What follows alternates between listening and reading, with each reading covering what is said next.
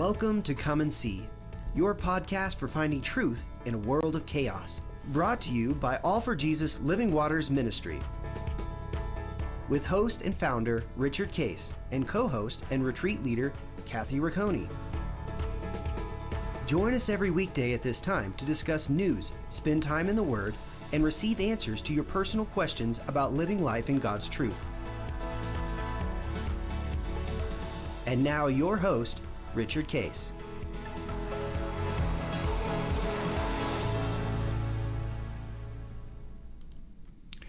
Well, good morning, Kathy. Here we are, end of March, and we're continuing on our thought of goodness. Yesterday, we had a really neat discussion about prayer, and really one of the key things was, which you asked, was, does prayer matter?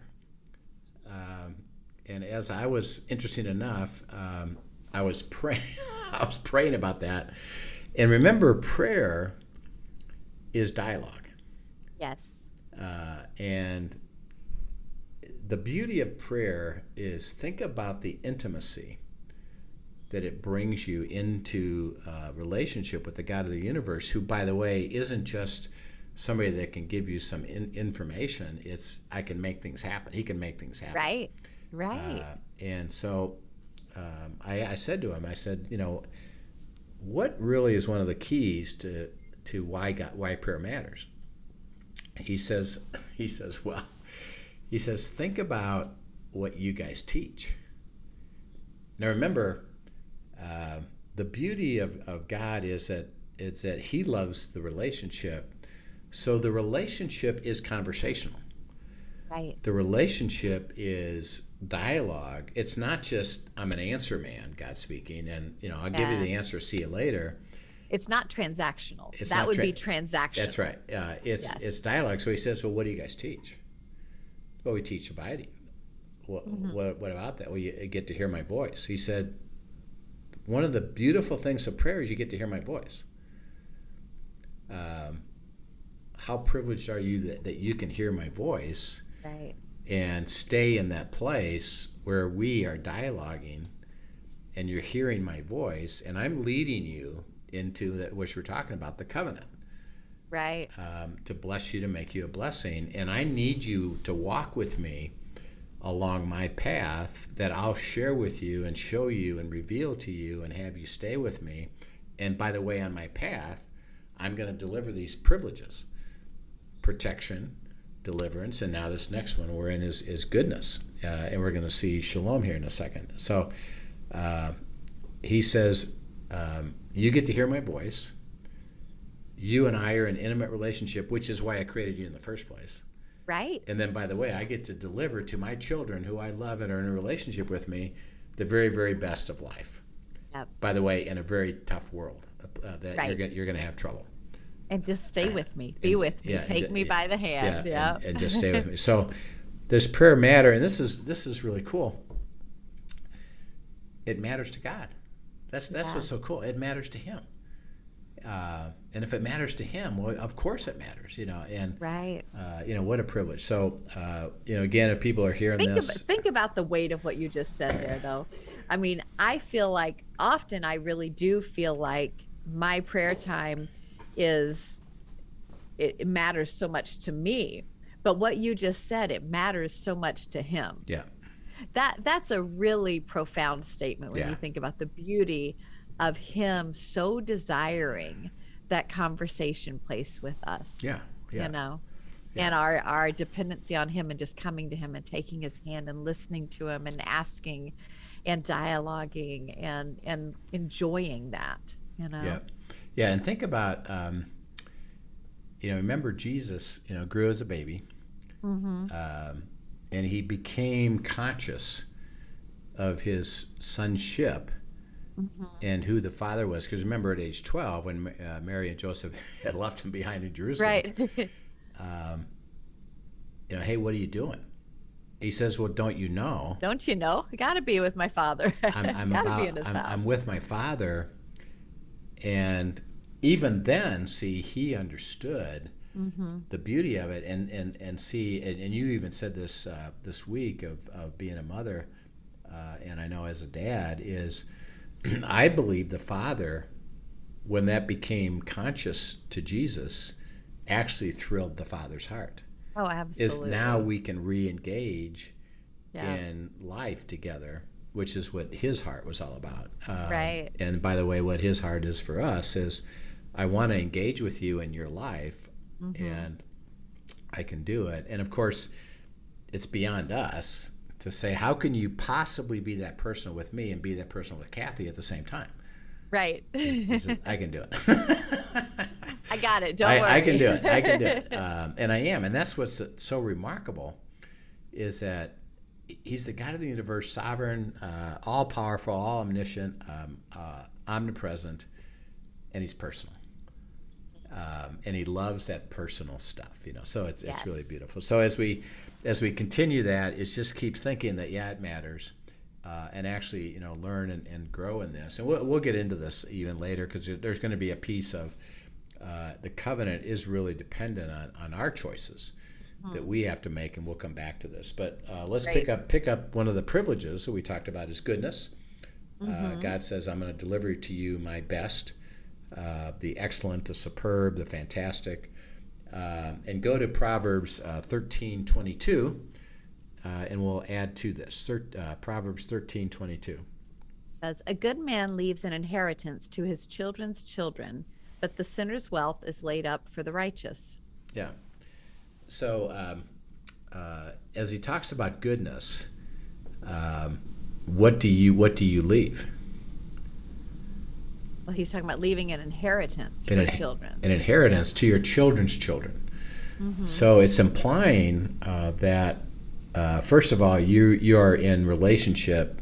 One of the beautiful things of life, which Linda and I get to participate in, is grandchildren. I can't wait for that day. Yeah, and it's really, really special with the relationship that you're able to have and the joy of doing it. And when you talk about inheritance, he's talking more than just financial. Now it implies financial. So if you have an inheritance to give away to your grandchildren, what does that mean you have?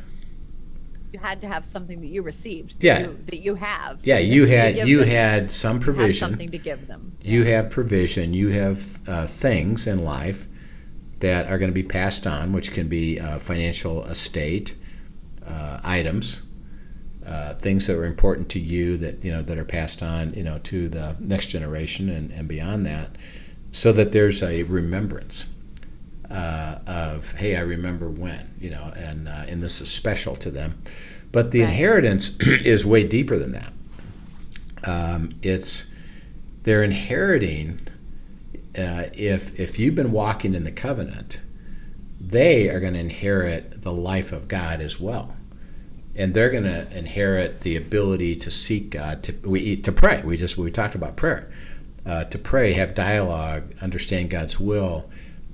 They are inheriting the things that we've developed, and this is really cool. Most people go to the negative of this, is that the sins go down 4 generations. Which, by the way, remember, is perpetuated, so to speak. So, Right. If it goes down 4 generations, well, then my children are going to do the same thing. They're going to go down 4 generations. So it just keeps going on and on and on. Well, Right. God says, interesting enough, that can be broken and go the other direction. Right. That your inheritance can go multi-generational, of what it means to walk with God, what it means to enjoy Absolutely. God's life, what it means to live in the covenant, which, by the way, is part of the goodness. And he says a good man, a person that receives good, has inheritance. First of all, it means you've lived it, and you get to give it away. And by the way, the primary place to give it away is your children and grandchildren, Your family. your Yeah. family. And how precious is that? So he says goodness is the superb that you get to pass on and on and on and on. So Right. it's really beautiful. Okay, so go to Psalm 65, 11 through 13. Psalm 65, 11 through 13. You crown the year with your bounty. Your wagon tracks overflow with abundance. The pastures of the wilderness overflow, and the hills gird themselves with joy. The meadows clothe themselves with flocks. The valleys deck themselves with grain. They shout and sing together for joy. Yeah. So basically, the Hebrew there is that your path drips with goodness, with spectacular. Um, when you think of things dripping over, what does that mean? That there's an abundance of, that there's Yeah. more than necessary, even, is what I picture, an overflow. Yeah, it's overflowing, so that what God says is that it's not kinda, it's not a little bit once in a while, perhaps. He says when you're with me, it's gonna flow over and be abundant goodness. Because that my nature is to have you experience that and to have the very best, which means don't accept mediocrity, but expect the very best. And it's not about. I was just having a conversation with this yesterday because they were a bunch of people that I disciple. We talked about this. We happened to get on the subject, and they said, "Well, how does that work?" Because you said to expect it. And they were having trouble with that. Of, well, why do I have the right to expect anything? Right. And isn't that self-centered and demanding? I said, no. I said two things. If you demand something, by definition, where are you? You're in the world. You're in self. You're not walking in the spirit. You're in the self. You're not in Yeah. the spirit. And God said, I can't give you anything. That's why he says in John 6:33, or excuse me, Matthew 6:33, seek ye first the kingdom, and then all these things will be given to you. If you seek these things, you don't get either one. Right. So no, you can't demand it, but he says, I do want you to expect it. Not demand the specifics. I want it to look like this. It's that I expect, because he says my paths drip with goodness. Well, then, Father, I just got to be on your path, right? Yep. If I'm on your path, you're going to have that drip with goodness for me. Yes. Am I excluded for that because? No. Are there some people that are excluded? No. But you got to be on my path. Right. And my path drips with goodness. I want you to expect it and then walk with me. And it goes back to your discussion about prayer. Let me help you understand what that is for you personally. And by the way, it's super unique. So that, and because we take away the definition that it's wealth, because that can be measured. Well, I don't have as much as that guy. Right. So how come my path isn't dripped with goodness? And God says, Right. well, it does. It's just unique to you. And a path dripping with goodness is also not a path without trouble. No. So come? we tend to do that, though, because he says in this world we will have trouble. Okay, so where's your path? It's in the world. It's in the world, Yeah, so there will be. You're in that. both places. And he said, be with but me I in the think kingdom. sometimes people get that confused with They what do. you're saying. There is, okay, well, if he's saying goodness, then I'm only walking with him when it's actually good. I'm like, no. Yeah. Well, right in the middle of the trouble. Yeah. And he says, I'm going to bring you goodness. And I think, part of the goodness, which we'll get into, is how about if I restore, overcome, have this trouble not affect you because of my goodness, which is part of the dripping of the abundance. So, right. It's really beautiful. Okay, so he says, my good treasure, my goodness, is one of the privileges of the kingdom. Okay, we go to this next one, and this is called peace, and the word here is shalom, which we'll talk about. But go to Ezekiel 34:25. Sure. It says, I will make with them a covenant of peace and banish wild beasts from the land so that they may dwell securely in the wilderness and sleep in the woods. Yeah. The word, both Old and New Testament, the New Testament word is called irene, which is equivalent to shalom. Okay. And shalom, when we think of peace, generally what we think of is lack of conflict. Right. He says, no, peace is favor, and all the beauty of God will be given to you as you live in a place of favor, freedom, beauty, rest. All these things will be evident, and harmony, and you'll be in harmony. By the way, you can be in harmony with people that are opposing you because it's not affecting you, and which we'll get into. So I'm going to give you peace, and he says, I'm going to make a covenant. My agreement is to deliver to you peace, shalom, so that, and what did he say here? So that you do what? So that you may dwell securely in the wilderness and sleep in the woods. Okay. Now, think of those two illustrations. You're secure in the wilderness. Okay, the wilderness by itself is not secure. Yeah. No, He not didn't- necessarily a place I would choose. He didn't say you're secure in the fortress behind my wall. Right. He says you'll be secure in a dangerous place. Okay, when you think of security or you're secure, what does that mean to you? What does that kind of bring up in your mind? If you said, hey, you're secure. Safe, provided for, untouchable. Yeah, you're safe. You know. You're stable. You are sure. Again, you're going to have trouble, but it doesn't take you to worry, fear, and anxiety. Right. Because, well, I'm secure in God. While I'm in this trouble or while I'm having this difficulty, He'll put me through to the beautiful place that He has for me.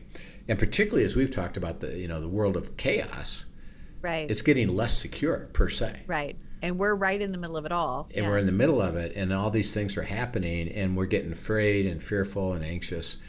And God says, well, the covenant brings you back in that place. Wilderness is dangerous, to a place of security, to stability. You'll know that I'm going to take care of you, and you don't have a anxiety about it. You have a confidence about it. And then, by the way, he says you can sleep in the woods. So, I know you've been on camping trips, right? Yes. Yeah. In New Hampshire, there's woods all over. Yeah. That's kind Okay, of the prettiest places to camp. So when you go out in the woods to sleep, what is also out there?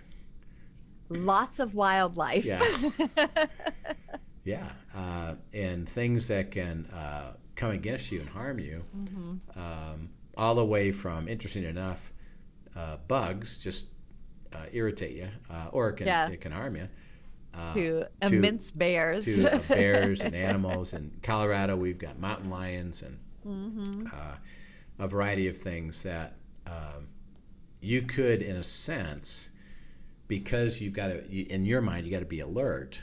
You could kind of stay up most of the night with, I better be careful, I better watch, I better. And he says, no, I'm going to put you to sleep in the middle of that severe danger. Right. In other words, you're at rest. Right. You are feeling completely peaceful. You're completely free, knowing that I've got you. I've got you covered in the middle of dangerous places. So you'll be secure, and he says you'll be able to rest. Okay, go to Isaiah 54:10. Isaiah 54:10 says, "For the mountains may depart and the hills may be removed, but my steadfast love shall not depart from you, and my covenant of peace shall not be removed, says the Lord who has compassion on you." Okay, so what is he when he opens this sentence in Isaiah 54? It's implying, what is it implying? Though what? It says, "For the mountains may depart and the hills be removed." Okay, so in other words, he's saying in complete chaos. Because mountains don't move. Right. They don't move, and they're not removed. Oh, interesting. Yeah. He said they're super stable all by So regardless themselves. of what's going on. If they're moving, it's severe. It's really a struggle because chaos has occurred, and the abnormal is now taken over. Right. He says when that happens, in other words, your world is completely fallen apart. Even then, my steadfast love, my covenant loyalty will not depart from you. Steadfast love is covenant loyalty, will not depart. I'm loyal to the covenant there. And what does it say? And it says, my covenant of peace, shalom, shall not be removed. It will not be removed. So, in other words, and this is what we're trying to say every day, all the time. Why we labeled this, come and see, finding truth in a world of chaos, is God isn't surprised by chaos. He's not limited by chaos. He says in the middle, when everything's falling apart, which you and I would say kind of is that way. We certainly see it. It's like, oh my gosh, things are falling apart rapidly. And by the way, we talked about the Ukrainian war in Russia, is that the Fed, supposedly, it'll be interesting to see, but because of normally what happens like this, extreme, increases in gas, fuel, all kinds of inflation. When they have this kind of trouble, they normally would actually promote the economy by not doing anything negative. Well, while this is going on, they say they're going to raise interest rates, right? Which will cause even more chaos if they do. I predict either they won't or it'll be really minimal. I don't think they can. Be interesting to watch, yeah. But they say they're gonna. So the world is chaotic and it's falling apart. Everything around us is falling apart. God says, well, I'm loyal to the covenant, and Shalom is going to be not ever withheld. Right. So it's not limited to what's going on around us, and that's the beauty of the covenant of Shalom. I love that you bring that up. Even just the other day, I've spent a lot of time in the last, over a month now, in Psalms 118. And I may have even shared this on the podcast before, but exactly what you're saying. One of the things as I was reading through that the other day and my heart was burdened for the people in the Ukraine, God reminded me, Kath, do you remember that covenant isn't just for you? Yeah. It's for my children everywhere. Yeah. The ones who are sitting in the midst of all of this, my covenant loyalty is to them as well, and I am with them. Just continue to pray for them. Yes. And let that be known, Yep, absolutely. And that's right, because it doesn't limit what he can do. No. And then he talks about what this really looks like. So go to John 14, 25 to 27. John 14, 25 to 27. These things I have spoken to you while I am still with you. But the Helper, the Holy Spirit, whom the Father will send in my name, he will teach you all things, and he will bring to your remembrance all that I have said to you. Peace I leave with you, my peace I give to you. Not as the world gives do I give to you. Let not your hearts be troubled, neither let them be afraid. Yeah. So he makes a statement that the peace that I give to you, okay, now by definition, where is it coming from? From him. See, it's coming from him. I'm going to deliver that to you. So shalom, favor. All this is coming to you. He says, not as the world does it. Okay, now how does the world do it? That's a great question. Just momentarily. Oh, okay. It's if you have a good day, well, then you're at peace. If you have a bad day, you're not at peace. Then you're not at peace. Okay. Very temporal. Yeah, temporal. And what is in today's life? Guess what? The days are stringing at one after the other, not being very good. Right. And that's why people get anxious and fearful. And because the world isn't giving me any peace. And generally speaking, by the way, what we do is we think in our mind either back at a time or some place or some event or some environment where it was peaceful, and we pray, God, make it back, bring it back to that, including in a very global way. And again, hey, God, people say restore America the way it used to be. Right. Which, by the way, I say, well, what does that mean? When you say used to be what? What do you think? What are you thinking of there? So we would like to go back to the way the world does it is absent of any problems. He said, well, no, the world's going to give you problems, which you actually will see in the next verse. But I'm going to give you peace through my nature of security, confidence, favor, loyal to the covenant, I can deliver that to you when? All the time. Wow. Yeah. All the time. And but you got to receive And it. not dependent on circumstance. No, and it's not dependent on circumstance, but you got to receive it from me. Mm-hmm. And then he says, let not your heart be Let not what? your heart be troubled. Neither be afraid. Mm-hmm. Which your heart is the one that gets troubled. Mm-hmm. What? Your soul. By the way, the word there is soul. So what are you troubled by? Uh-oh. This is going to be not good. Right, right. And you start worrying about it, and you start trying to figure it out. Or you're afraid of the consequences of it. He said, well, don't let that happen, because why? Well, I'm going to give you peace. When? All the time. Let me confirm for you that the benefit of the covenant is I'm going to give you shalom, and it's not dependent on circumstances. The world is going to try to cast shade on that. I'm going to give you light and share with you that the peace, the shalom, is available when? All the time. Because why? What's coming from me? And it's not dependent on that. So, let him give it to you. And then the next verse in John 16:33, which we actually talk about the trouble part of it, but actually he starts it with a different statement. Go ahead and read that, John 16:33.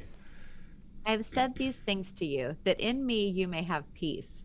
In the world you will have tribulation, but take heart, I've overcome the world. Okay, so you and I talk about Jesus said in the world you're going to have trouble. Jesus said in the world you're going to have trouble. Wait, actually, he precedes that with an interesting statement.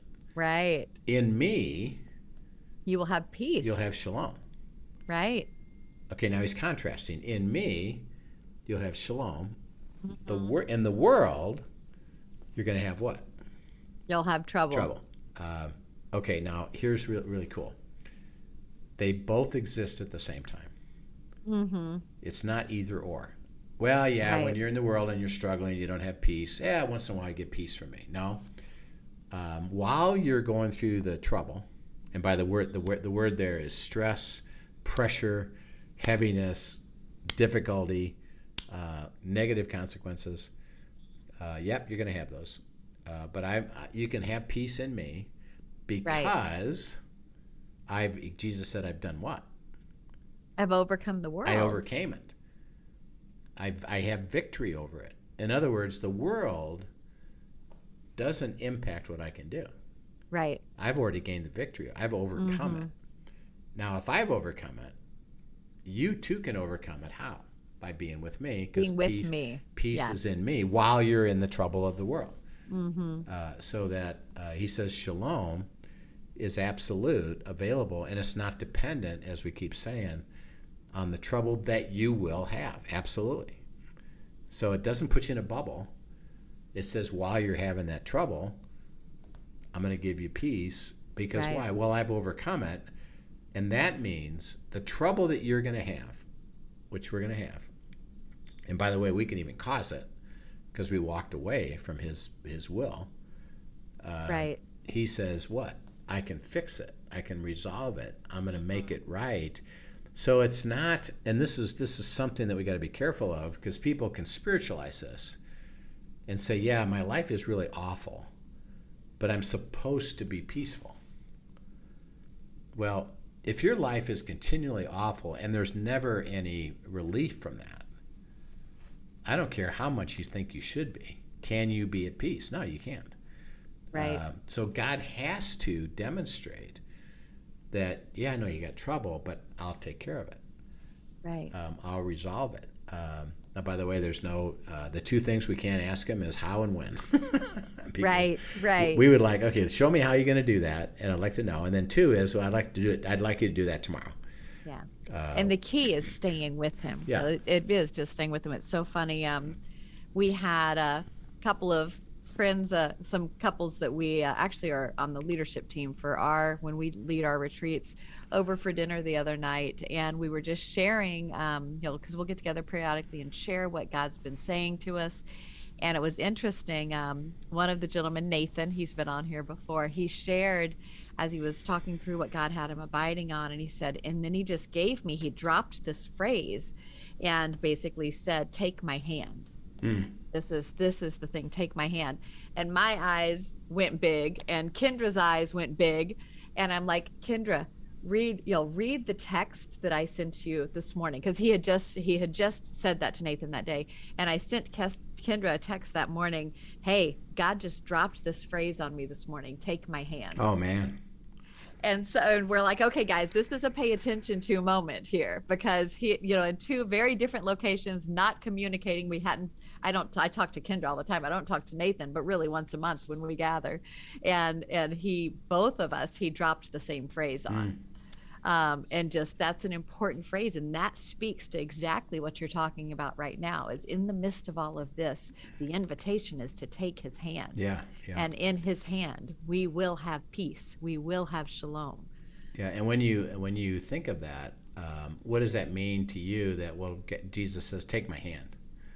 Oh, so many things, but really it is stay lockstep with him. It is just, your hand in mine. I have a visual picture because of a vision that he had given me a long time ago, of me as a little girl reaching up and holding his right hand, and he's given me so many verses of holding. And so when I think of that, that's what I think, is I reach up to my Father and I take his right hand and I trust him, and I walk where he walks and go where he goes, and staying lockstep with him, not ahead of him, not dragging behind, but lockstep with him, taking him by the hand. Yeah. And by definition, if you've taken his hand, where are you? With him. You got to be with him. See, yeah. He says, come with me, grab my hand, and now walk with me, because I'm going to take you to a grand place, right? Out of this trouble or out of this difficulty situation. I'm going to move you into the beauty. And by the way, while that's happening, you can have shalom, because you know what? I'm going to take care of it. Yeah. Because why? Absolutely. Well, you've grabbed my hand. You're with me. So that think of, generally speaking, when, and I know you did this with your kids, and I've done this with my kids and grandkids, is when they're like 2-3 years old, one of the things you do with them is, I want you to come with me, and you put your hand out. Right. And they take it. Yep. And they actually enjoy. And they just follow. Yeah. And they enjoy the beauty of it. I'm safe with you. Mm-hmm. And I know we're going someplace good, and yeah, absolutely, I'm going to go with you and enjoy you, and I get to enjoy them, because that phrase, which is really critical, is, take my hand. And it's such a beautiful thing. And by the way, with that, remember, with God, there's no condemnation. Right. So he doesn't say, well, what did you do? How come you were gone so long? Right. Or look at the mess you've made. He just said, well, come on back, grab my hand, let's go. Yeah. It's such a beautiful thing. So as we consider this, we'll go further with this into Isaiah next time with some really cool verses about it. I know you've camped out there, and Linda camped out there, so we'll spend some time in Isaiah 55. But peace, shalom, is favor, harmony, the ability to enjoy the fullness of God. And he says, right. I'm going to give it to you as part of the covenant, as one of the benefits of the covenant. And it's not dependent on your circumstances. Matter of fact, in the middle of these difficult circumstances, you can even actually enjoy it more, because you can get that sense of joy, right, while you're going through it, knowing that it's going to get resolved. So we'll pick this up again next time, as one of the privileges of the covenant is peace, shalom, and we'll pick this up again tomorrow. Great. All right. Thanks so much. Thanks for joining us, everyone. I hope you have a blessed day, and take him by the hand today. Grab his hand and walk with him. All right, great. All right, we'll see you tomorrow. Thank you for joining us for today's episode of Come and See, your podcast for truth in a world of chaos. Brought to you by All for Jesus Living Waters Ministry. Send us your questions and comments, and tune in tomorrow for more answers to your personal questions about living life in God's truth. Remember, God's will is best and none better. His truth brings peace in this world of chaos.